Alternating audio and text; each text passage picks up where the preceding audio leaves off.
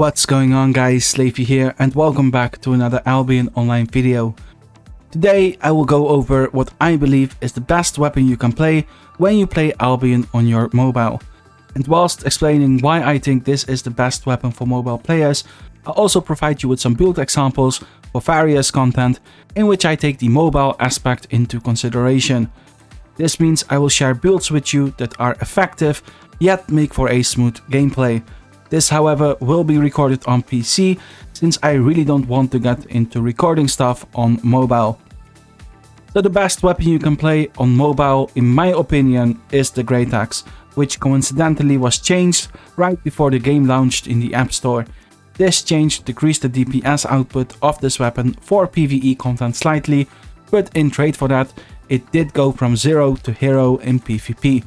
Now, I said this weapon was changed coincidentally right before the game launched on mobile, but of course this is full of sarcasm, because there is no way this change wasn't intentionally timed.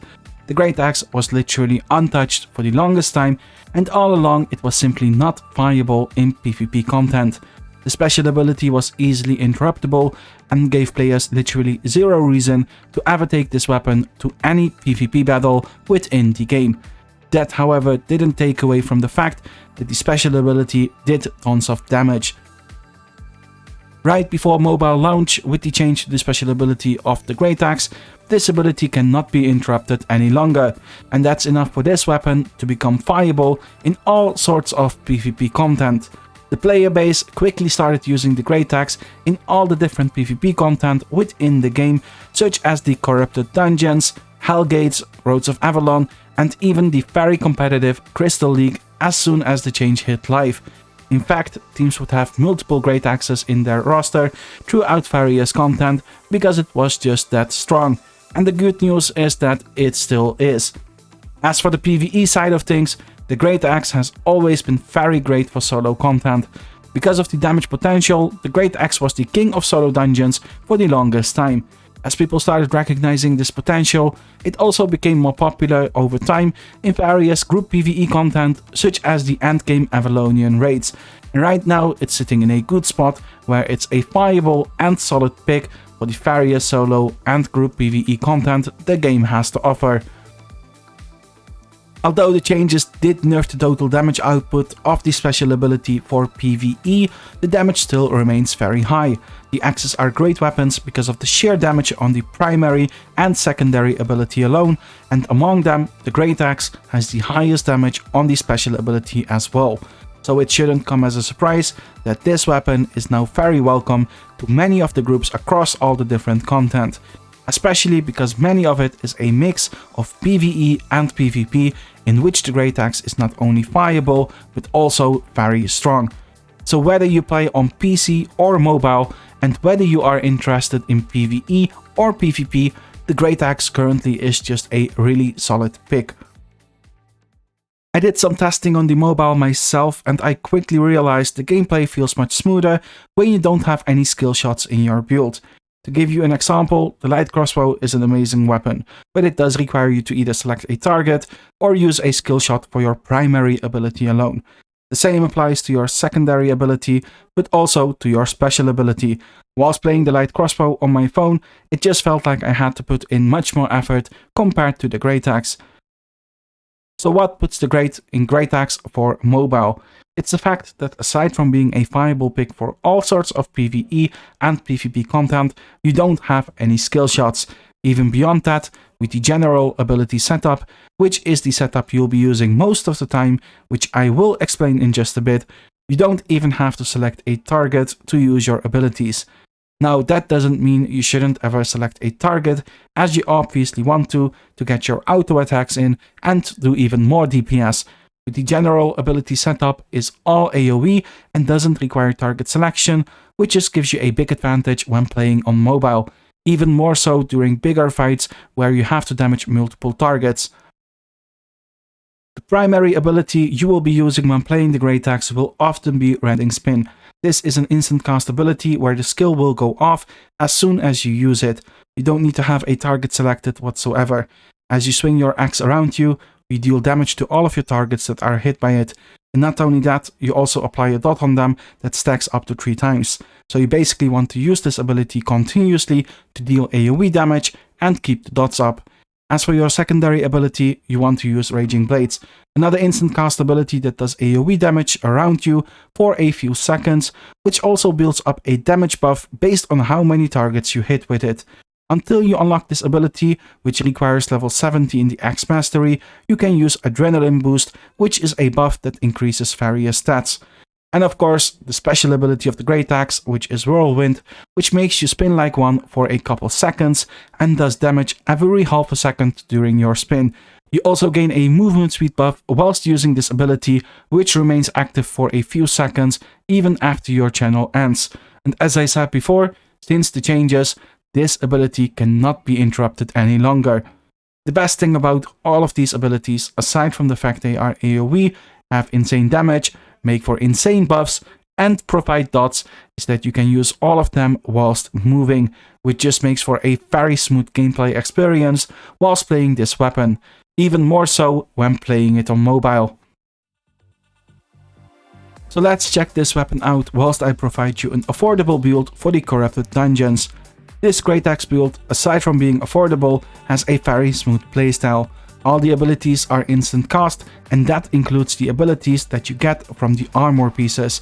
Overall, this build is very effective in both the PvE and the PvP within the Corrupted Dungeons. My entire loadout, as you see it right here, costs 106k silver. This includes a mount, food, multiple potions, and a tier 6 set.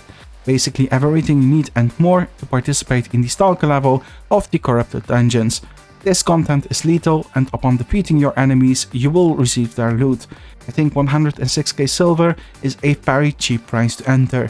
To put things into perspective, for just 1,000,000 silver, you can buy 10 of these sets. And if you are not ready for lethal Corrupted Dungeons yet, you can always use this set in the Hunter level, which is non-lethal. The reason this build is so cheap is because all the pieces are normal items. This means they don't require an additional artifact material, which also means that these pieces will always remain affordable, even when you watch this video a year from now. If you have specs, you can even go with lower tier armors and do Stalker level Corrupted Dungeons with this build for much cheaper. Let's take a look at the individual pieces of this build. The Guardian Helmet has the Emergency Shield ability, which gives you a shield based on your HP. Select Toughness for the passive for some increased defenses. The Mercenary Jacket has the Bloodlust ability, which will heal you every time you deal damage for its duration. Balanced Mind for the passive on this one, which increases your damage, healing, and defenses. Night Boots, which has 3 useful abilities, which you can select based on which is most favorable. I like to use Rejuvenating Sprint in both PvE and PvP, and will only swap to one of the other two if it's necessary. The current ability will not only boost my movement speed, but it will also provide me with some extra healing. Just like the Guardian Helmet, you want to select Toughness as the passive for some increased defenses. Beefs 2 for damage, healing potions for health, a regular cape to keep the cost low, which you can swap out for a faction cape to have an even stronger build with even more DPS or defenses. I would personally take the Thetford or Keeper cape for DPS, and Martlock for defenses. This build, as you can see, makes for a ton of sustain in the form of shields and healing.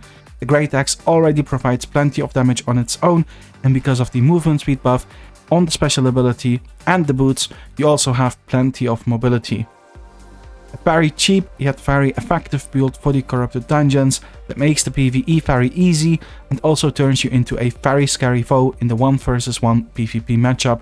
But most importantly, as the topic of the video goes, it's simply a great and viable build for this specific content whilst playing it on your mobile. No skill shots whatsoever, which means you can play this build in a very chill way.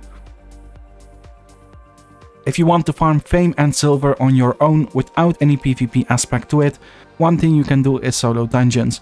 I already covered the perfect solo dungeon build in another video, and that build goes with about any weapon in the game. So if you want to use the Great Axe in solo dungeons, I recommend you check that video out. I quickly went back and forth, and I can guarantee you that with that build you will have a very smooth experience in solo dungeons on your mobile as well. As for group PvE content with the possibility for PvP, such as the Roads of Avalon, I recommend you to use the following build when playing the Great Axe on your mobile.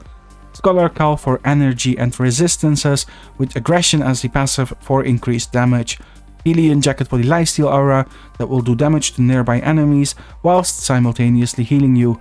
Balanced Mind as the passive on this one to increase multiple stats. Royal Sandals as your boots, which will increase your movement speed whilst also increasing your damage. Once again, the aggression passive. With this build, I would take a Martlock Cape, which increases your defenses as your HP drops, which allows you to utilize the Helion Jacket even more and also gives your healer some extra time to heal you up. Beef Stew for damage, resistance potions for PvP, and you're good to go. This loadout in its current state costs 306k silver, which I find relatively cheap for a group PvE/PvP build. Once again, all these abilities are instant cast, and you will definitely have a smooth experience playing this build in group settings. And don't you have any doubt about this build being strong or effective, because it most certainly is. You have the Leafy guarantee on it. I hope this video was helpful and you will benefit from what you learned today.